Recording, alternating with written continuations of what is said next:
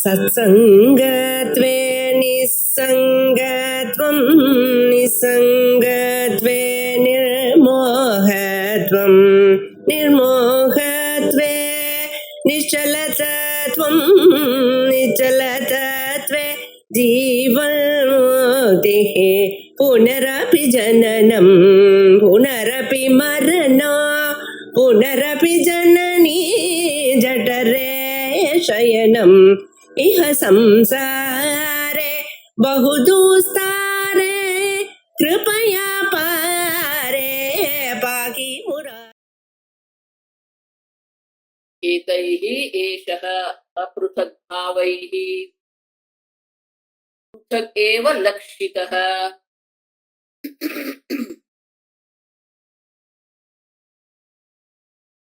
एतैः एष, एतैः माने उन लोगों के, अपृथक भावैः, आत्मा कभी भी किसी समझो जो भी है अधिष्ठान से भिन्न नहीं होता। जो कल्पना हमने देखा कि जो भी कल्पना होती है, कल्पना कभी अपने अधिष्ठान से भिन्न होती नहीं है। अपृथक, आप सब घट की जो सत्ता है, घट का जो अस्तित्व है, वो मिट्टी से भिन्न नहीं होता। उसी प्रकार से तद्वद आत्मा विकल्पित है। आत्मा के बारे में जितनी भी कल्पना की गई है, वो कल्पना जो है वो आत्मा से भिन्न नहीं है। अपृथक भावैः एतैः, तो अन्यत्र प्रवृत्ति निरोधे हेतु उक्तम तर्हि प्राणादीनाम आत्मवदेव तात्विकत्वं प्राप्तमिति आशंक्य। तो बोले कि ये जो आत्मा है, सर्व प्रवृत्ति निरोधे हेतु उक्त, जितनी भी प्रवृत्ति है या जितनी भी कल्पना है, जो भी कल्पना हम कर रहे हैं, वो सब कल्पना जो हमारी है वो आत्मा पर हम कर रहे हैं, मानी आत्मा अधिष्ठान है। आप समझो, प्राणादीनाम आत्मवदेव तात्विकत्वं प्राप्तम, तो ये प्राणादि जो है वो भी आत्मा ही है, ऐसे मान लेते हैं। आत्मवदेव कल्पितानाम अधिष्ठान अतिरेकेण अवस्तुत्वम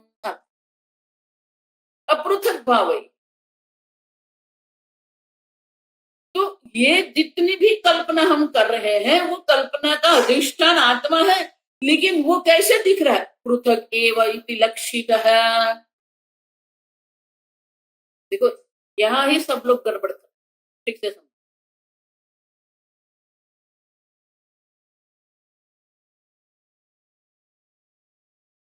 घड़ा और मिट्टी जब हम कहते हैं, तो घड़ा और मिट्टी दो पदार्थ है क्या?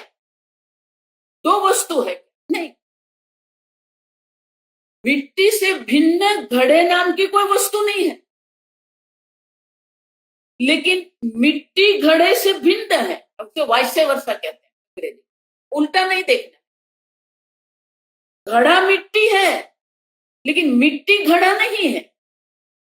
अब तुम, घड़े का अस्तित्व मिट्टी से भिन्न नहीं है, क्योंकि घड़े अपने अस्तित्व के लिए मिट्टी पर परतंत्र है, लेकिन मिट्टी स्वतंत्र है। मिट्टी को अपने अस्तित्व के लिए घट की आवश्यकता नहीं है। अब समझ, तो देह कहते हैं, प्राण कहते हैं, जितनी भी हम कल्पना करते हैं, आप समझ। तो अगर आप कहेंगे देह अनात्मा है और आत्मा अलग है, आप समझ, तो लोग क्या कहते हैं? आत्मा और अनात्मा, समझ गए? तो दो है क्या? देहिनोस्मिन यथा देहे कौमारम यौवनम जरा, जब भगवान कहते हैं, तो देही जो आत्मा है और ये देह है जिसमें युवा कुमार अवस्था, युवा अवस्था, वृद्धावस्था होती फिर देहांतर प्राप्ति होती है। ये देह छोड़कर अन्य देह वो आत्मा प्राप्त करता है। अब समझ, अगर इतने पर ही आप वेदांत कह देंगे तो क्या हो गया? आत्मा है जिसने अन्य देह प्राप्त कर ली, तो दो हो गए, आत्मा और अनात्मा। तो दो है क्या? ये सब लोग इसी से चलते हैं। आत्मा सत्य है, जगत मिथ्या है, दो है क्या? अब समझ। और इसलिए गौड़पादाचार्य जी क्या कहते हैं? अपृथक भावै ही। अब देखो, प्राणादि नाम जो है उनका आत्मा से भिन्न अस्तित्व नहीं है, अपृथक। अब समझ। प्राणादि जितनी भी कल्पना आप कर रहे हैं, वो जितनी भी आपकी कल्पना है, वो सब कल्पना, ये तय ही अपृथक भावै ही। अब देखो, आत्मा से भिन्न उनका कोई स्वतंत्र अस्तित्व नहीं, अपृथक है, आत्मा से भिन्न नहीं। घट मिट्टी से भिन्न नहीं है, क्योंकि घड़े का अस्तित्व मिट्टी पर आधारित है। उसी प्रकार से जितनी भी प्राणादि नाम की कल्पना आप कर रहे हो, सब कल्पना जो है अपृथक भाव ही, आत्मा से भिन्न नहीं है। लेकिन हम क्या कह रहे हैं? पृथक इव लक्षितः। ऐसा दिखता है जैसे कि ये सब आत्मा से भिन्न है, पृथक एव, भिन्न है, अन्य है, अन्य दिखते हैं। देह आत्मा से अन्य दिख रहा है, देह आत्मा से भिन्न नहीं है। आप समझो,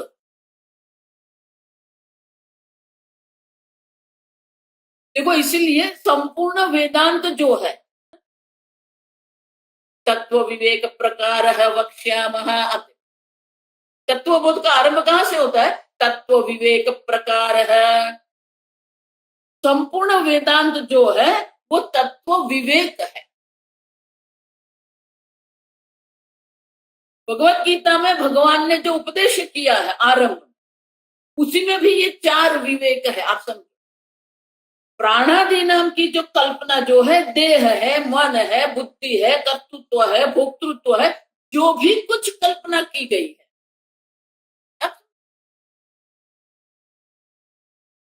तो आत्मा पर जो हमने कल्पना करके रखी है, वो कल्पना कल्पना नहीं मानते हैं, हम उसे आत्मा मान के चल रहे हैं। अब उसको हमें अलग करना पड़ेगा, और इसीलिए ये विवेक करना, दो वस्तु जब मिश्रित हो जाती तो उसको हमें भिन्न करना पड़ेगा। विवेक का अर्थ क्या होता है? विचित पृथक करने। विवेक शब्द जो है वो विचि धातु से बना हुआ है, विचि पृथक करण। धातु पाठ में कहते हैं विच धातु का अर्थ होता है अलग करना। दो भिन्न वस्तु जो है, दो भिन्न वस्तु एक हो गई है, आप उसको अलग करते। ठीक से समझो, विचि पृथक करण। अब आप जब कहेंगे पृथक करने, तो वहां पर भी क्या हो गया? आपने द्वैत स्वीकार लिया, दो है और दोनों को अलग कर दिया।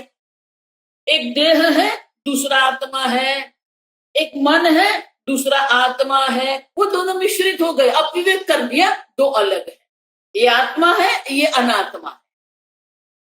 समझ रहे हो?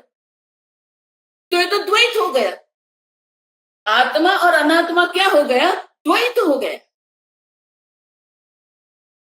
पृथक अपृथक भावैहि पृथक इव लक्षितः। अन्य दिख रहे हैं, अन्य नहीं है। आप समझो,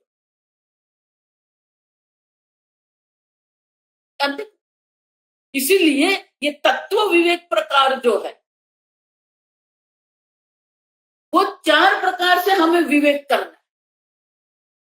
पहला विवेक जो है उसको कहते सुख दुख का विवेक। मात्रा स्पर्शस्तु कौन्तेय, शीतोष्ण सुख दुख दाह आगमाः अपैनाः अनित्याः तान् तितिक्षस्व। ये सुख दुख का विवेक।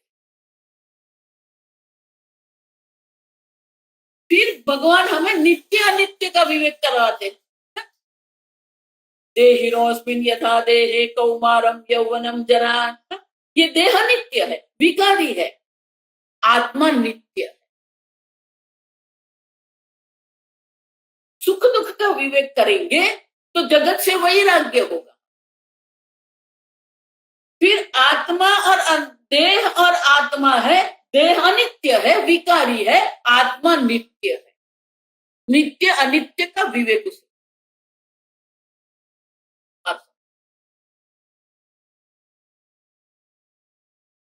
उससे भी आगे जाएंगे, अविनाशी तो तद्विद्धि। ये आत्मा कैसे है? अनाशीन, अनाशीन है माने कि उसका नाश नहीं हो। जो अन्य है सबका नाश हो रहा है। सॉरी, ये नित्य अनित्य का, अविनाशी और विनाशी जो नित्य अनित्य है। देह और आत्मा अलग बताया भगवान ने, वो आत्मा अनात्मा है, देह अनात्मा है।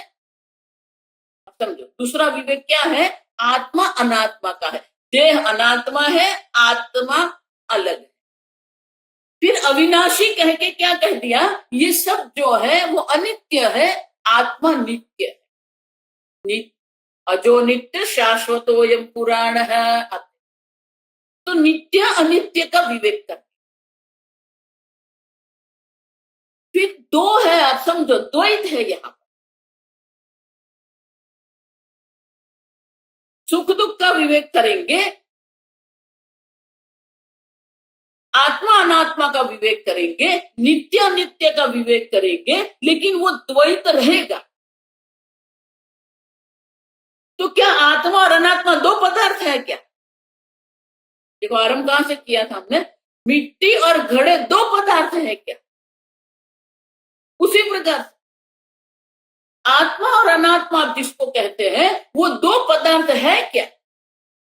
मतलब अगर दो अलग है, आत्मावत प्राणादि नाम, आत्मा के समान अगर प्राणादि का भी अलग अस्तित्व है तो द्वैत सिद्ध हो जाए। और इसलिए गौड़पादाचार्य जी कहते हैं, एतैहि एषः अपृथक भावैहि। अब सब जितनी भी कल्पना आप कर रहे हैं, अधिष्ठान अनन्यत्वम। अब देखो, कल्पितानाम अधिष्ठान अतिरेकेण अवस्तुत्वम। आनंद गिरी महाराज कहते हैं, जितनी भी कल्पना है उनका जो अस्तित्व जो है वो अपने अधिष्ठान से भिन्न नहीं हो सकता। आप सब, और हमारी व्याख्या क्या है? अधिष्ठान अनन्यत्व माने क्या है? वो मिथ्या है। आप समझ? और इसीलिए ये चौथा जो विवेक है, सुख दुख का विवेक है, आत्मा अनात्मा का विवेक है, नित्य अनित्य का विवेक है, ये चौथा विवेक जो है वो अंतिम विवेक जो है, जो आपको ब्रह्म ज्ञान करवा सकता,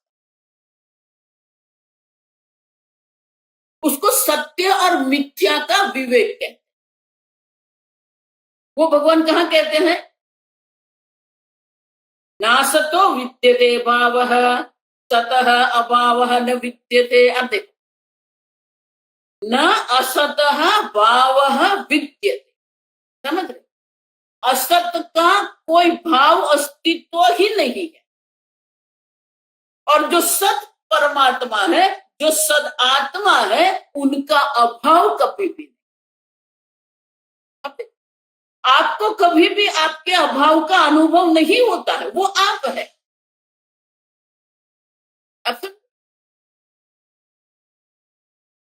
तो आत्मा से भिन्न जिसको हम अनित्य कहते हैं, जिसको हम कल्पना कहते हैं, जिसको हम अनात्मा कहते हैं, जिसको हम सुख दुख कहते हैं, वो सब क्या है? असतः भावः न विद्यते। उनका कोई अस्तित्व नहीं।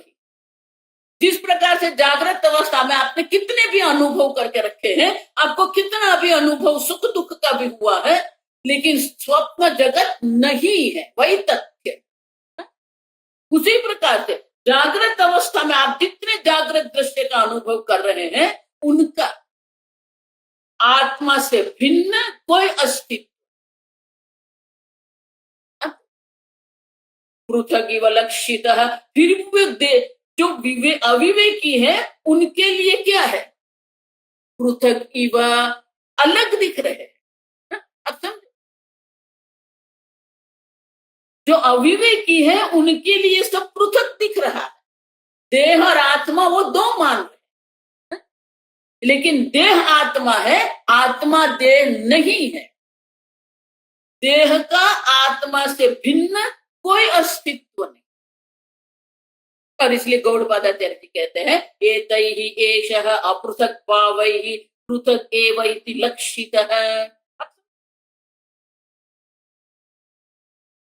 पृथक दिख रहा है, पृथक नहीं है, आप समझो, फिर भी ये लोग उसको पृथक मान रहे हैं। एवं यो वेद तत्वेन, इस प्रकार से जो जानते हैं, तत्वेन माने कि जो तत्व के रूप, तत्व की दृष्टि, तत्वेन माने क्या है, तत्व की दृष्टि से जो जानते हैं, कल्पयेत् सः अविशंकितः। अब तो ये सब कल्पना कर रहे हैं। अब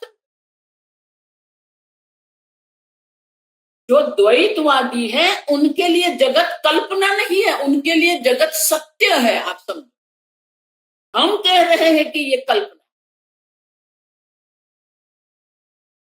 वेदांती शास्त्र कह रहे हैं कि ये कल्पना है। आप समझो,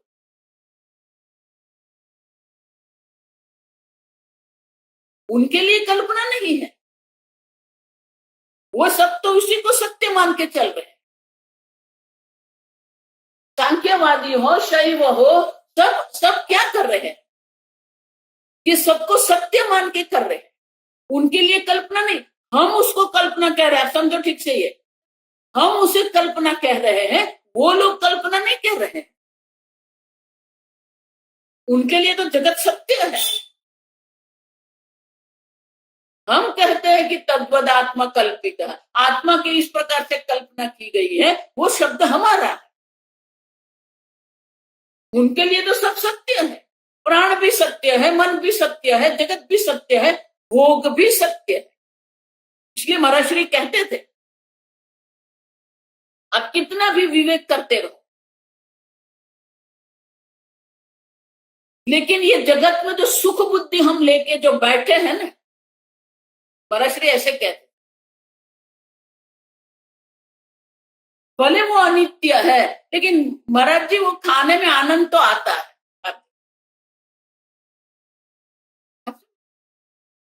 तो ये जगत में जो सुख बुद्धि हमारी है, जब तक हम जगत का अस्तित्व को स्वीकार करेंगे, तब तक वो सुख बुद्धि नहीं जाएगी।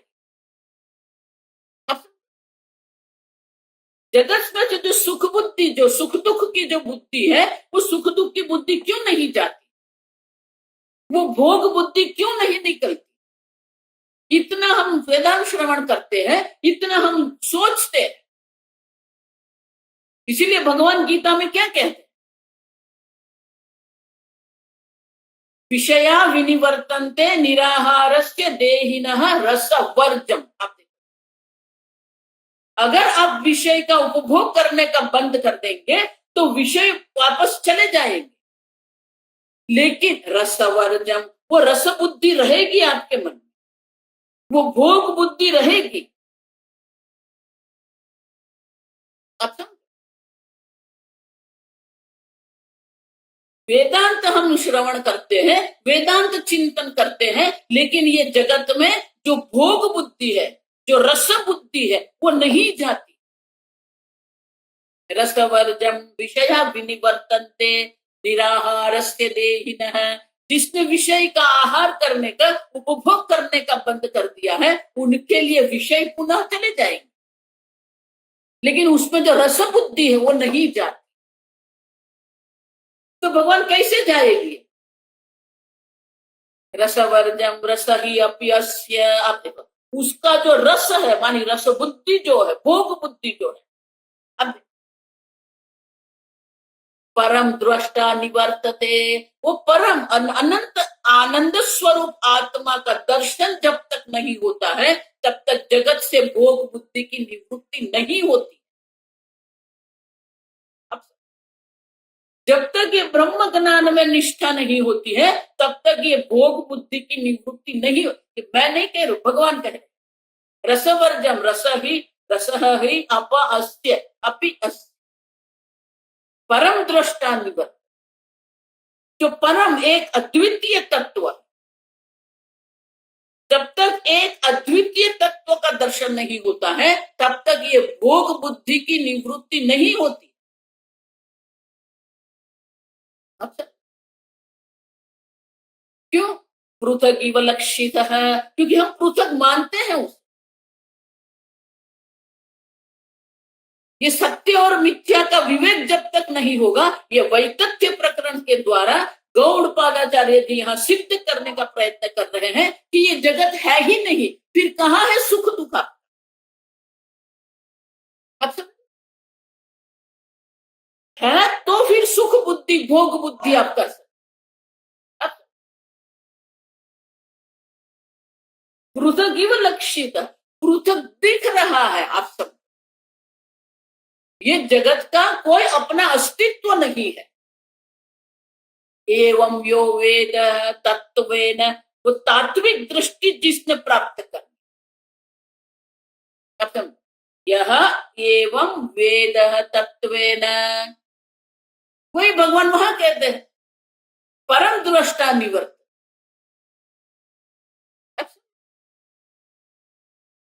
फिर उनके लिए सब कल्पना है, कल्पयेत सह अविशंकित है, फिर वो निशंक होके जितनी भी कल्पना करना है करते रहो, लेकिन तत्व से उनका कोई अस्तित्व नहीं, तात्विक पारमार्थिक अस्तित्व उनका नहीं है। आप समझ, एवं कल्पितानाम अधिष्ठान अतिरेकेण सत्ता स्फुरणयोः अभावात्, उनकी सत्ता और स्फुरण, सर्व वस्तु को सत्ता और स्फूर्ति देने वाले आप चैतन्य स्वरूप आत्मा है। जागृत अवस्था है, आप जो चैतन्य स्वरूप आत्मा है, इसके कारण संपूर्ण जगत को सत्ता स्फूर्ति देने वाले आप, आपके कारण ही जगत की सत्ता है, आपके कारण ही ये देहादि की चेतनता है। आत्मनि भेद दर्शनम अविवेकी नाम अस्तु, और इसीलिए आत्मा में जो भेद बुद्धि, अनेकता की बुद्धि जो हम कर रहे हैं, वो भेद बुद्धि जो है वो अविवेकी के लिए है। विवेकी के लिए कुछ भी नहीं है। और इसीलिए फिर आप जितनी भी कल्पना करना करते रहो, लेकिन आत्मा तो एक अद्वितीय तत्व। देखो 33 उपनिषद में जो सृष्टि प्रक्रिया दर्शा, वो सृष्टि प्रक्रिया के लिए वहां कहते हैं कि सृष्टि की कल्पना जो की गई है वो सृष्टि को सत्य सिद्ध करने के लिए नहीं है। सृष्टि न तो सृष्टि अर्थ है, सृष्टि के लिए नहीं है, एक अद्वितीय तत्व के ज्ञान के लिए हम सृष्टि की बात करते हैं। हमारा लक्ष्य तो क्या है? सत्यम ज्ञानम अनंतम ब्रह्म। आप समझे, सदैव सौम्य इदमग्रमासीत् एकमेव अद्वितीयम। हमारा लक्ष्य तो एक अद्वितीय सत तत्व पर है। फिर आप जितनी भी कल्पना करना है करते रहो, उससे कोई हमारी कोई आशंकी विशंकी अविशंकित है, निशंक होके आप कल्पना कर सकते हो, लेकिन आत्मा जो है एक अद्वितीय। एतैः प्राणादिभिः आत्मनः अपृथक्भावैः अपृथक्भूतैः अपृथक्भूतैः एषः एषः आत्मा आत्मा रज्जुः इव सर्पादि सर्पादि विकल्पनारूपैः पृथक् एव इति लक्षितः लक्षितः अभिलक्षितः अभिलक्षितः निश्चितः निश्चितः मूढैः मूढैः इत्यर्थः इत्यर्थः।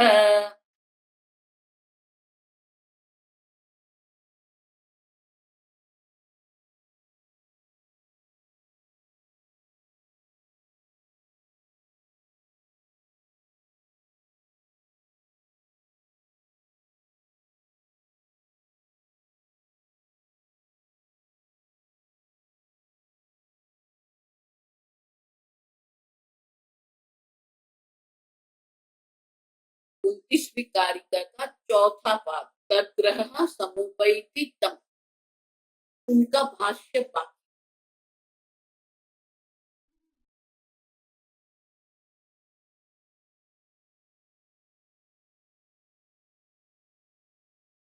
अंतिम वाक्य जो है वो भाष्य। तस्मिन् ग्रहः तद्ग्रहः तद्ग्रहः तदभिनिवेशः तदभिनिवेशः इदमेव तत्त्वमिति इदमेव तत्त्वमिति। क्या नहीं किया मुझे स्पष्ट रूप से आपको बता दे, मुझे याद नहीं है। ततं ग्रहीतारम् उपैति तस्य आत्मभावं निगच्छति इत्यर्थः। तो उनको जिस प्रकार से दर्शाया गया है उसी कल्पना को वो क्या करते हैं। अब उनके आचार्य ने जिसके ऊपर उनको श्रद्धा है उनको जिस प्रकार से दर्शाया है उसी में अभिनिवेश है। अभिनिवेश माने उसी को सत्य मान के चल, उसकी बुद्धि उसी में ही अटक गई। अभिनिवेश का अर्थ क्या होता है, हमारी बुद्धि उसी में अटक जाती। और क्या करते हैं, सतम ग्रहीतारम् उपैति तस्य आत्मभावम, उसी को आत्मभाव उसी को आत्मा करके वो चलते। ये आत्मा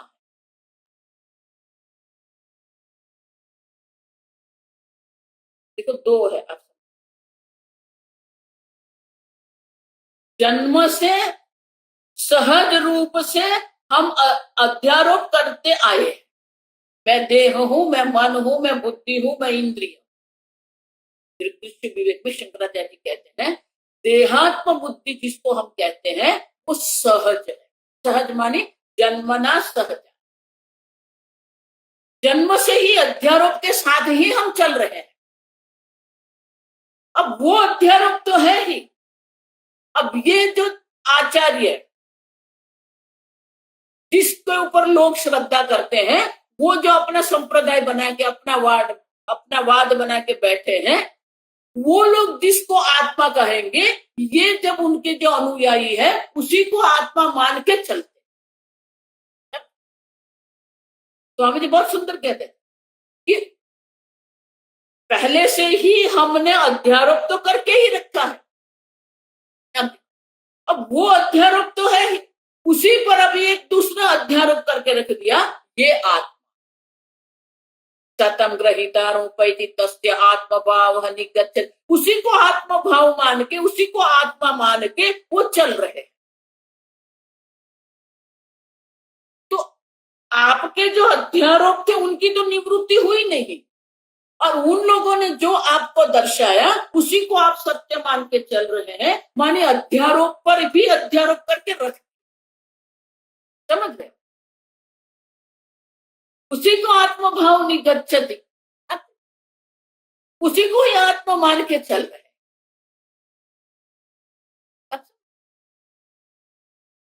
और इसलिए गौड़पादाचार्य जी कहते हैं कि इस प्रकार से जितनी भी कल्पना की गई है पहले से ही अध्यारोप तो है, अब और अध्यारोप करके।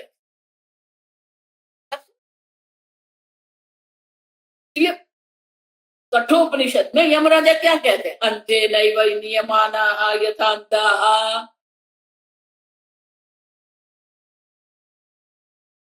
अंधेन एव नियमाना यथा अंधा। अंधा अंधा माने क्या है? वो भी अपने आप को जानते नहीं है और अपने आप पर अध्यारोप करके बैठे ही है। अंधा मानी मात्र अंध है ऐसा नहीं है, अध्यारोप करके बैठे। अब दूसरा अंध आके उनको दूसरा अध्यारोप कराते हैं, उसको भी वो सत्य मान के चल। समझ रहे हो? अध्यारोप तो है ही, अंध है वो लोग, और ये अंध आके दूसरा अध्यारोप करवाता है, उसी को सत्य मान के सब चल रहे हैं। और शंकराचार्य जी वहां लिखते हैं कि अंध, यह कठिनाई क्या है? वो सब अंध है, इसलिए ये अंध है, उसको जो मार्गदर्शन करने वाला है वो अंध है, वो जानते ही नहीं क्योंकि वो अंध है। समझ रहे हो? अंध है इसलिए जिसका वो अनुसरण कर रहे हैं, वो अनुसरण करने वाला अंध है, वो ये अंध लोग जानते ही नहीं है क्योंकि वो अंध है। और वो जो जितने कल्पना करवा रहा है, वो कल्पना को सत्य मान के चल रहे हैं,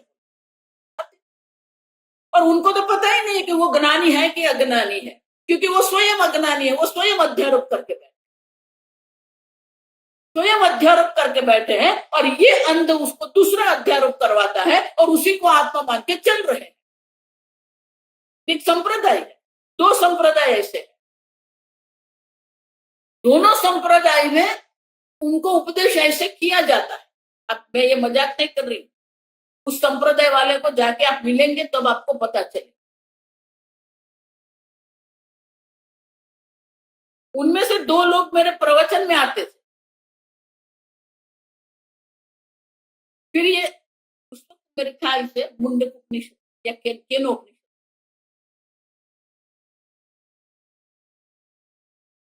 तो वो दोनों मेरे पास आए, बोले कि हम तो ये महात्मा का अनुसरण करते हैं, हम उनके शिष्य हैं, उन्होंने हमें आत्मज्ञान दे दिया है। ये आत्मज्ञान दे दिया है क्या है? आत्मा क्या रोटी है कि आपको दे दी रोटी? समझ रहे? वो तो अंध ही है, उनके अंत गुरु ने उसको इस प्रकार से समझा दिया, मैंने आपको आत्मज्ञान दे दिया, अब आप चिंतन। ये क्या है? अब नहीं, हम इतनी बड़ी बात वो लोग करते हैं और इतने प्रकार से वो दर्शाते हैं कि ये सब अंध लोग जो है वो उसी का अनुसरण करते हैं, अधिक गच्छति। फिर मैंने कहा ठीक है, आपके गुरु जी ने जो कहा वो कहा है, आपको अगर ये श्रवण करना है आप आते रहो, श्रवण करते रहो। 5 दिन के बाद मुझे कहते हैं कि आप जिस प्रकार से आत्मा की बात कर रहे हैं, ये उपनिषद में जो दर्शन, ऐसा तो कुछ गुरु जी ने हमें बताया नहीं है, तो आत्मा का कैसा ज्ञान है? तो मैं क्यों, मुझे क्यों पूछ रहा? आप आपके गुरु के पास जाके पूछिए कि ये आत्मज्ञान क्या? अब अंधे में वो तो जानते नहीं है। देखो, इसीलिए मैं कहती, आप स्वयं गुरु को अगर निश्चित करेंगे तो आप आपकी बुद्धि से गुरु को निश्चित करें। आप कैसे निश्चित करेंगे कि ये गुरु है कि नहीं, ये ज्ञानी है कि नहीं? स्वामी जी बहुत सुंदर कहते हैं कि अगर दूसरा ज्ञानी है कि नहीं आप जानते हो तो आप भी ज्ञानी है, तो आपको ज्ञानी की आवश्यकता नहीं है। और आप अज्ञानी है और दूसरा ज्ञानी है कि नहीं आप नहीं जानते हैं, नहीं जान सकते हैं, तो भी समस्या है। तो आप गुरु कैसे निश्चित करेंगे? किसको आप गुरु बनाएंगे? आप समझ?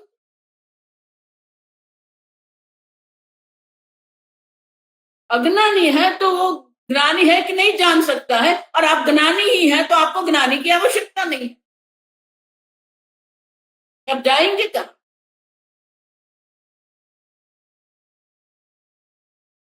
आप समझ? किसको आप गुरु कहेंगे? जिसके अनेक अनुयायी है उसको गुरु कहेंगे? किसको आप आचार्य कहेंगे?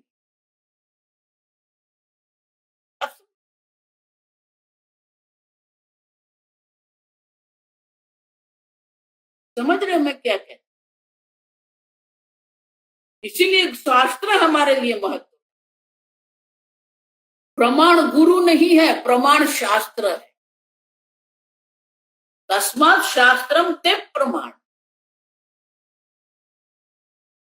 और शास्त्र स्वयं हमें कहते हैं जगत से वैराग्य अगर हो गया है सगुरु मेवाभिगच्छेत्, वो गुरु के पास जाए। लेकिन शास्त्र गुरु के लक्षण दर्शाते, दो विशेषण वह, श्रोत्रियम ब्रह्मनिष्ठ।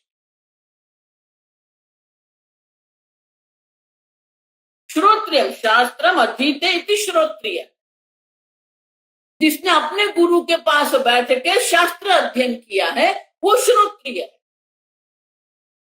जो अपने शिष्य को शास्त्र अध्ययन करवाते हैं वो श्रोत्रिय है।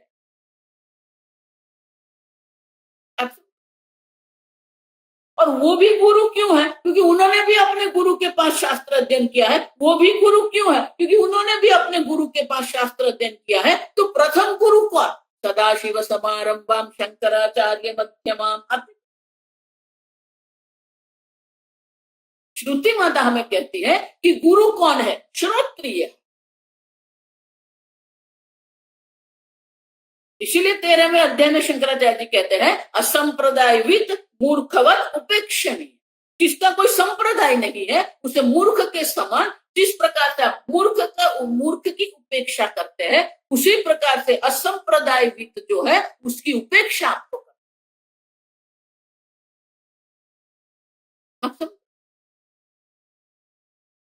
गुरु किसको कहेंगे?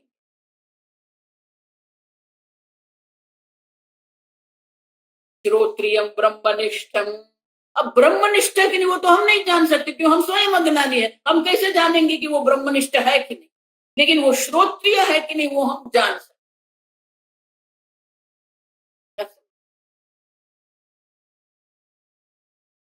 तो 3 प्रकार की शक्यता रहेगी।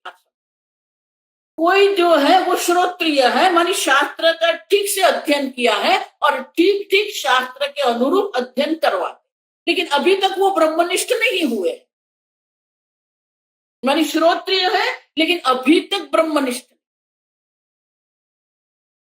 दूसरे हैं जो श्रोत्रिय भी है और ब्रह्मनिष्ठ भी है। तीसरे हैं जो श्रोत्रिय नहीं है, ब्रह्मनिष्ठ। अब तीनों में से हमारे काम का क्या है आप देखिए। वो ब्रह्मनिष्ठ है कि नहीं वो तो हम जान ही नहीं सकते, और वो श्रोत्रिय नहीं है वो तो हम जान सकते, मानी वो शास्त्र का अध्ययन नहीं करवाते हैं, वो शास्त्र अध्ययन नहीं कर रहे हैं, मानी वो श्रोत्रिय नहीं है। स्वामी जी इसलिए कहते कि 2 लक्षण भगवान दर्शा रहे हैं। भगवान वही गीता में कहते तद्विद्धि प्रणिपातेन परिप्रश्नेन सेवया उपदेक्ष्यन्ति ते ज्ञानम ज्ञानिनः तत्त्वदर्शी। ज्ञानिनः माने श्रोत्रिय। वो जो उपदेश करता जो है वो क्या है? ज्ञानिनः वो श्रोत्रिय। तत्वदर्शिनः वो तत्वदर्शी, ब्रह्मनिष्ठ।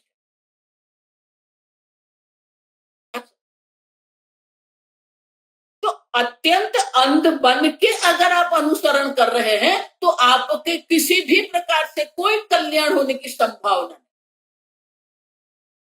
वही बात कह रहे हैं सतम उपैति तस्य आत्मभावम निगच्छति।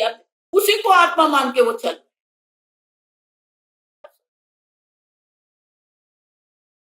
और इसीलिए अगले कारिका में कहते हैं एतैहि प्राणादिभिः आत्मनः अपृथक भावैहि पृथक भूतैहि एषः आत्मा।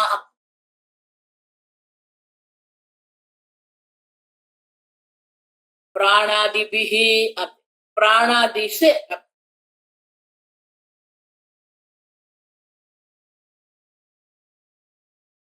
प्राणादि जो है वो आत्मा से भिन्न नहीं है, लेकिन आत्मा ये सबसे भिन्न है। लेकिन एषः आत्मा रज्जु इव, जिस प्रकार से रज्जु है उसी प्रकार से ये आत्मा है। सर्पादि विकल्प रूप ही पृथक एव लक्षितः।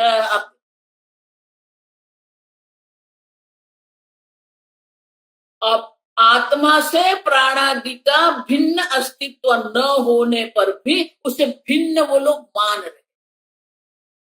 कौन है वो लोग?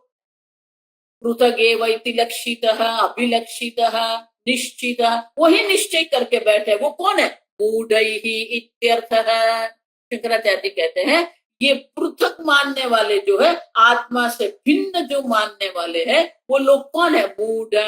मूढ़ माने क्या है? अविवेकी।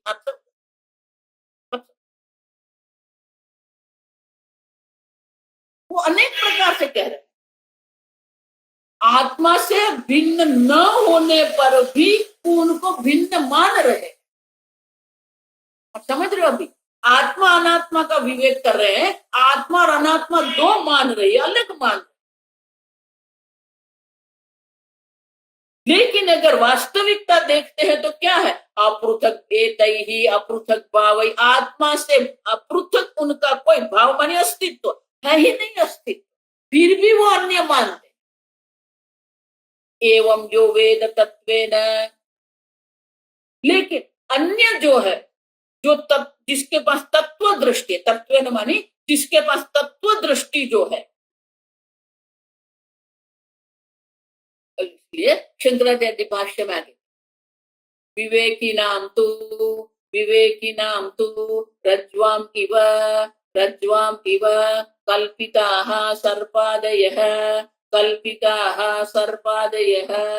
न आत्माव्यतिरेकेण प्राणादयः सन्ति इति अभिप्रायः। जो अविवेकी है वो ये अनेकता देख रहे हैं, अनेकता में, पृथकता में सत्य देख रहे। लेकिन जो विवेकी है, जो तत्व विवेक करने वाले हैं, जो सत्य और मिथ्या का विवेक करते हैं, ठीक से समझिए, वही तथ्य प्रकरण। जो सत्य और मिथ्या का विवेक करने वाले जो है, तो वो जानते हैं, क्या जानते हैं? रज्ज्वामिव कल्पिताः सर्पादयः। जिस प्रकार से जो सर्पादि की कल्पना हमने की है, उनका रज्जु से भिन्न अस्तित्व नहीं है, उसी प्रकार से न आत्मा व्यतिरेकेण प्राणादयः सन्ति। वो जानते हैं कि जितनी प्राणादि की कल्पना की गई है वो आत्मा से भिन्न नहीं, मान के उनका कोई स्वतंत्र अस्तित्व नहीं है, वो सब मिथ्या है। अविवेकी के लिए ये अनेकता जो है वो सत्य है। लेकिन जो विवेकी है वो जानते हैं कि उनका कोई अस्तित्व नहीं, क्योंकि उनकी भिन्न, घट से, मिट्टी से भिन्न घट की कोई सत्ता नहीं है। उसी प्रकार से आत्मा से भिन्न ये जगत की कोई सत्ता है, जगत मिथ्या। जिसके अपनी कोई स्वतंत्र सत्ता नहीं होती है, उसी को हम मिथ्या कहते हैं। और इसलिए यहां शंकराचार्य कहते हैं आत्मा से व्यतिरिक्त, आत्मा से भिन्न प्राणादि का कोई अस्तित्व नहीं है, माने कि प्राणादि भी जो है वो सब क्या है? कल्पित है, मिथ्या है। ये मिथ्या की व्याख्या आपको याद रखनी पड़ेगी। अधिष्ठान अनन्यत्व, अपने अधिष्ठान से भिन्न उनका कोई अस्तित्व।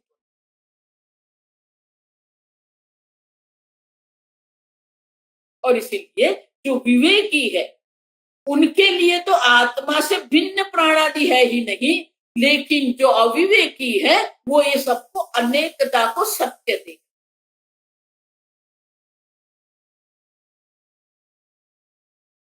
प्राणादीनाम आत्मातिरेकेण असत्वे प्रमाणम आह। तो बोले ये तो आप अपने तर्क से कह रहे हो ना, कि आप तर्क दर्शाते हो, तर्क के द्वारा आप दर्शाते हो, उनका कोई प्रमाण है क्या? एवं यो वेद तत्वेन,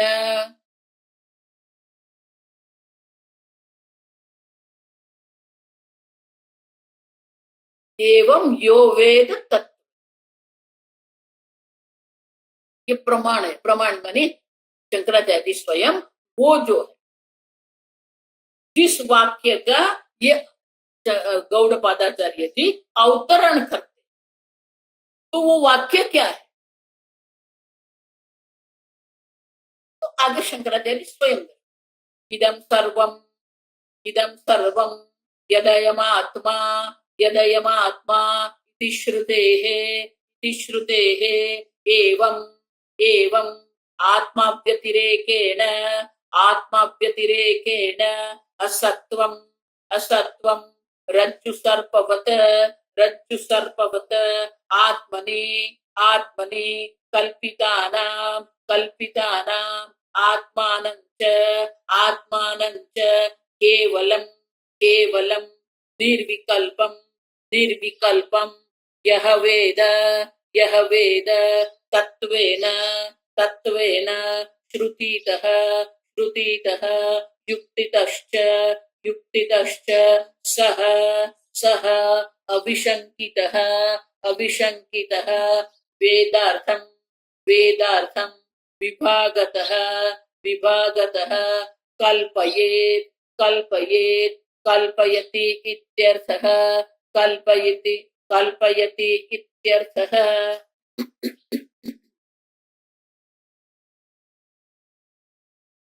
आत्मा से व्यतिरिक्त कुछ भी नहीं, उनके लिए ये श्रुति वाक्य, इदम सर्वम यत् अयम आत्मा, ये जो कुछ है सब आत्मा मात्र। इदम सर्वम यत्, यहाँ जो यत् मान ये जो कुछ भी है आत्मा, वो आत्मा, अयम आत्मा, ये अपरोक्ष, अयम मान अपरोक्ष आत्मा। इसीलिए एवं यह वेद तत्व, तत्व दृष्टि से जो जानते हैं, क्या जानते हैं? इदम सर्वम यत् अयम आत्मा, इस प्रकार से जो जानते, आत्मा से भिन्न कुछ भी नहीं है। आप समझ, अयम आत्मा ब्रह्म एवं आत्म व्यतिरेकेण असत्वं रज्जु सर्पवद आत्मनि कल्पितानां आत्मानं च केवलं निर्विकल्पम। तो बोले आप कल्पित कल्पित क्यों करते रहते? ठीक है ये जगत मिथ्या है, ठीक है, लेकिन कल्पित क्यों कहते हो? आप ठीक से समझिए। रज्जु है, उन्होंने सर्प बुद्धि कर दी, वो सर्प कल्पित है मान लिया, आपका दृष्टांत ठीक है, लेकिन आत्मा जो है, रज्जु और सर्प का आप जो दृष्टांत देते हैं, रज्जु सर्प में तो वहां क्या है? रूप सादृश्य है, वर्तुलाकार करके रज्जु रखा है, तो उसमें हम सर्प बुद्धि कर सकते हैं।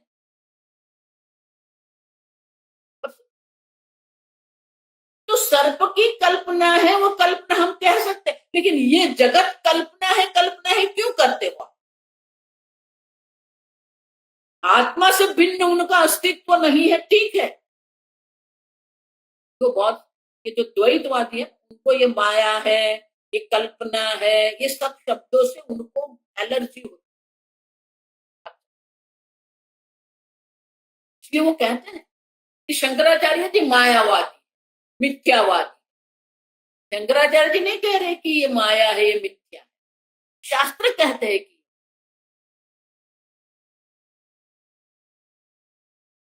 हम क्यों कल्पित कहते हैं?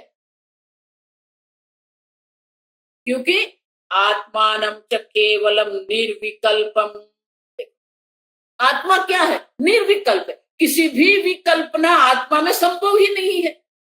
आप समझ,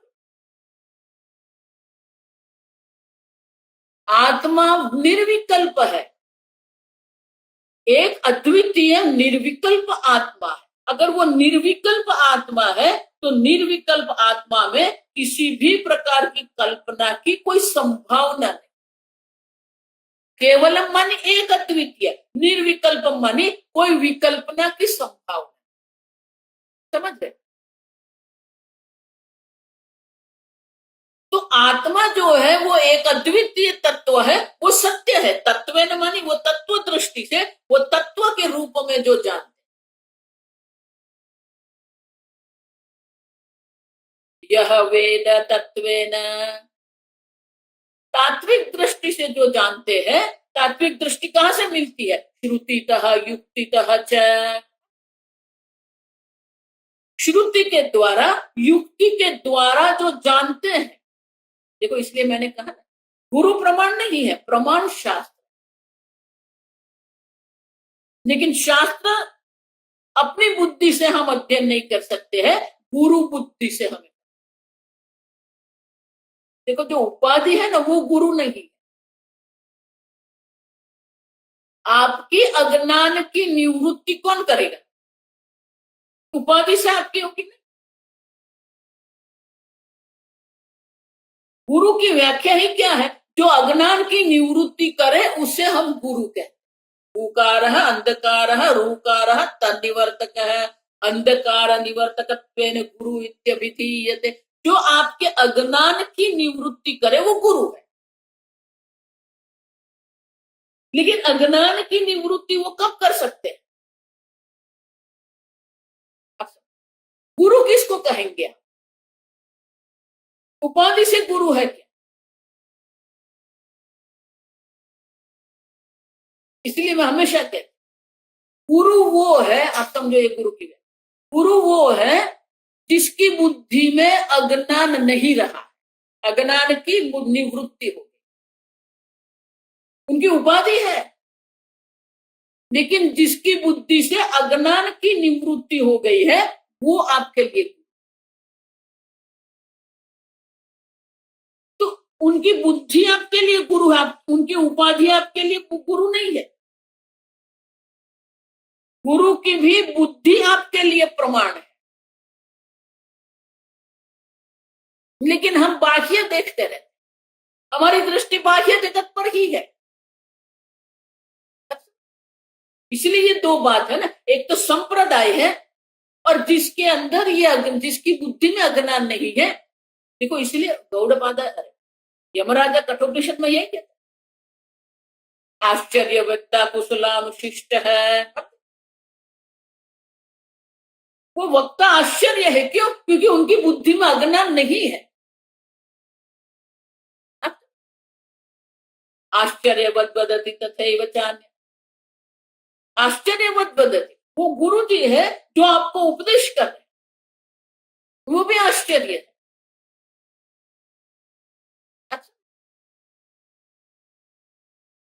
उपाधि से कोई गुरु नहीं है, उनकी बुद्धि में अज्ञान की निवृत्ति हो गई है, वो बुद्धि हमारे काम की। हमारी बुद्धि हम और सब जगह पर लड़ाते रहते, लेकिन मुख्य जो है वो क्या है? जो श्रोत्रिय है, जो शास्त्र को जानते हैं। आचार्य कौन किसको कहेंगे? आचिनोति शास्त्रार्थम इति आचार्य, जो शास्त्र के अर्थ का संचय कर सकते,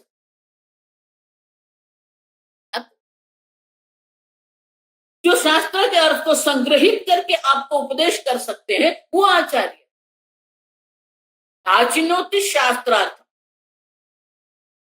स्वयं आचरति, स्वयं आचरण कर रहे हैं, शास्त्रोक्त जीवन उनका है।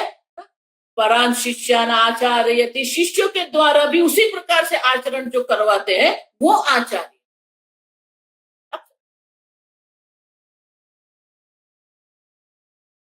और इसीलिए यहां कहते हैं यह वेद तत्वेन, जिसके पास ये तत्व दृष्टि है, लेकिन वो तत्व दृष्टि स्वतंत्र रूप से है नहीं, कोई स्वयंभू गुरु नहीं है जगत। श्रुतितः युक्तितश्च, श्रुतितः शास्त्र प्रमाण से जिसने ये तत्व दृष्टि प्राप्त करी, और वो तत्व दृष्टि जो है, वो तत्व दृष्टि ग्रहण करने के लिए युक्ति की भी आवश्यकता है, तर्क की भी आवश्यकता। मानी आपकी बुद्धि अगर सूक्ष्म है, तीक्ष्ण है, तो आप वो समझ सकते। दृश्यते तु अग्र बुद्धिया सूक्ष्मया सूक्ष्म दृष्टि भी, जिसके पास ये सूक्ष्म बुद्धि है, अग्र बुद्धि है, माने तीक्ष्ण बुद्धि, अंग्रेजी में शार्प कहते हैं। शार्प मानी एक बार कह दिया समझ लिया, जिसको बार बार कहना पड़े ये मूर्खता है। जिसकी बुद्धि सूक्ष्म है, जिसकी बुद्धि में एकाग्रता है, जिसकी बुद्धि में तीक्ष्णता है, यमराजा कहते हैं वही आत्म तत्व को समझ। और इसीलिए युक्ति मानी यहां बुद्धि की आवश्यकता। और वो बुद्धि कैसी होनी चाहिए? सूक्ष्म बुद्धि है, तीक्ष्ण बुद्धि। सह, जिसने ये जान लिया है, यह वेद सह, वो उसके लिए अविशंकित है, उनके लिए कोई शंका नहीं, निशंक है। निशंकित, निशंक होकर ये सब कल्पना को वो जानता है, माने कि उनको कल्पना जानता है, उसको सत्य नहीं मानता है, उसमें आत्मभाव वो नहीं करता। अन्य जो है वो जो दर्शाते हैं उसी में आत्मभाव करके उसी में वो पड़े रहते, लेकिन ये जो है वो तत्व जानते हैं शास्त्र अध्ययन के द्वारा, युक्ति के द्वारा वो जानते हैं। देखो इसीलिए ये शास्त्र अध्ययन जो है वो आवश्यक है। क्यों? क्योंकि गुरु मुख से ही शास्त्र श्रवण करना है, तभी तो ज्ञान होगा। नहीं माता जी मैं तो पढ़ता पढ़,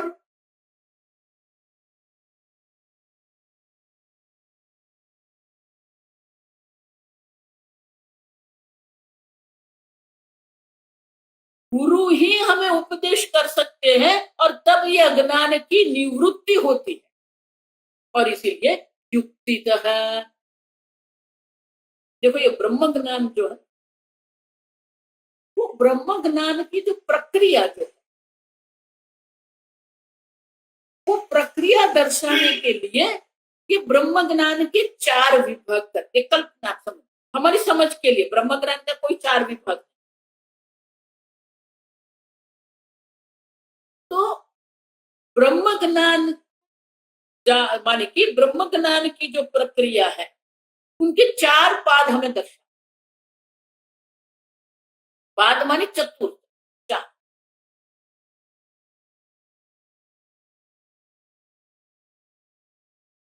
आचार्य आदत्ते पादम, आचार्य के पास आपको जो समझ में आता है पाद, एक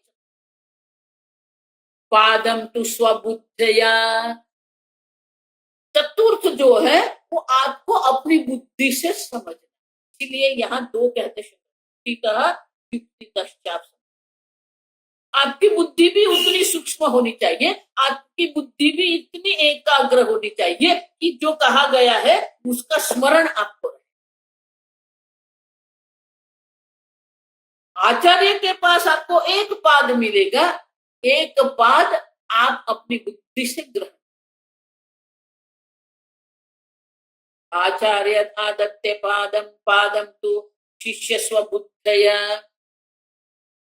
पादम स ब्रह्मचारिभ्य, स ब्रह्मचारिभ्य। अपने सहध्यायी के साथ आप बैठ के जो आचार्य ने हमें समझाया है, जो आचार्य ने उपदेश किया है, वो आप अपने सहध्यायी के साथ बैठ के आप उसका चिंतन, ये तीसरा पाद।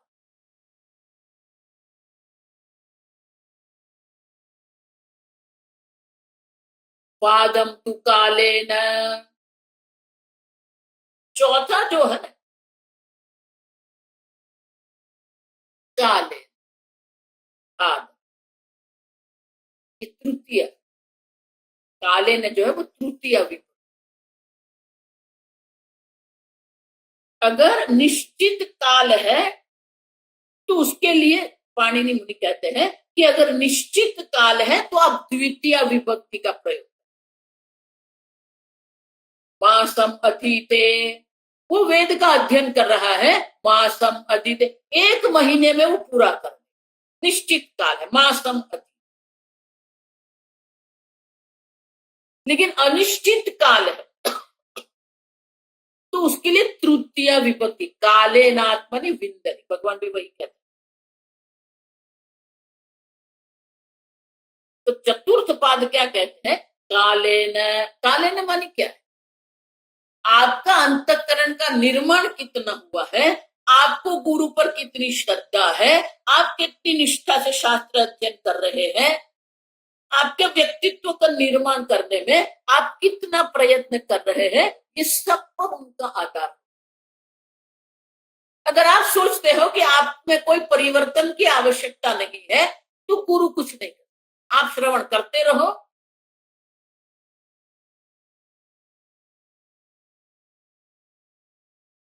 तो जो देरी है आत्मज्ञान में, जो देरी है वो क्यों है? क्योंकि हमारे व्यक्तित्व का निर्माण नहीं होता।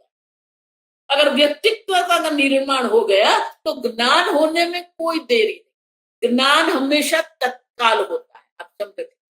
ज्ञान तत्काल हो। देखो मैं बोल रही हूं, आप सुन रहे हैं, ये तत्काल है। ज्ञान तत्काल होता है। लेकिन अगर ज्ञान में देरी लगती है तो देरी जो लग रही है वो क्यों लग रही है? काल का जो अंतर है वो क्यों है? क्योंकि व्यक्तित्व का निर्माण। भगवान वही कहते हैं, प्रसन्न चेतस हि आशु बुद्धि पर्यवत। आशु माने तत्काल, अचिरेणाधिगच्छति। अब देखो अनेक बार गीता में भगवान, अयोग माने कि जिसके जीवन में कर्म योग नहीं है, भक्ति योग नहीं है, जिसने अपने व्यक्तित्व का निर्माण कर्म योग और भक्ति योग के द्वारा नहीं किया है,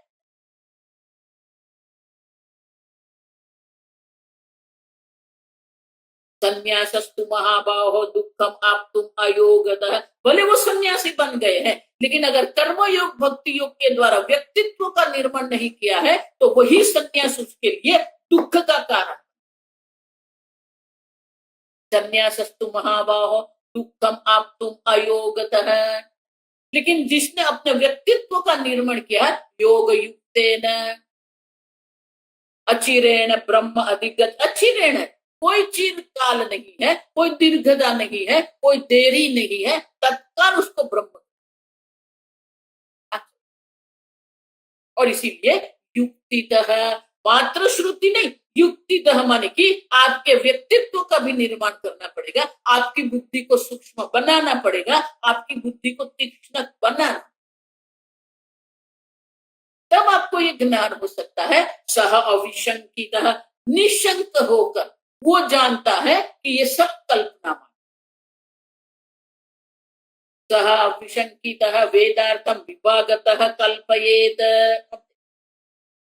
वो ये वेद को जो है, वेद के अर्थ को विभागतः कल्पयति, विभागतः वो वेद के अर्थ को योग्य रूप से जानता।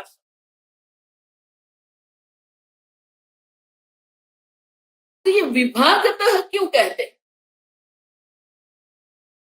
विभागतः कल्पयेत, जो शंकराचार्य जी विभागतः शब्द यहां लगाते हैं, उनका अर्थ क्या है वो हम कल देखेंगे। ओम असतो मा सद्गमय तमसो मा ज्योतिर्गमय मृत्योर्मा अमृतंगमय। ओम पूर्णमद पूर्णमिदं पूर्णात् पूर्णमुदच्यते पूर्णस्य पूर्णमादाय पूर्णमेवावशिष्यते। ओम शांति शांति शांति। हरि ओम। श्री गुरुभ्यो नमः। हरि ओम।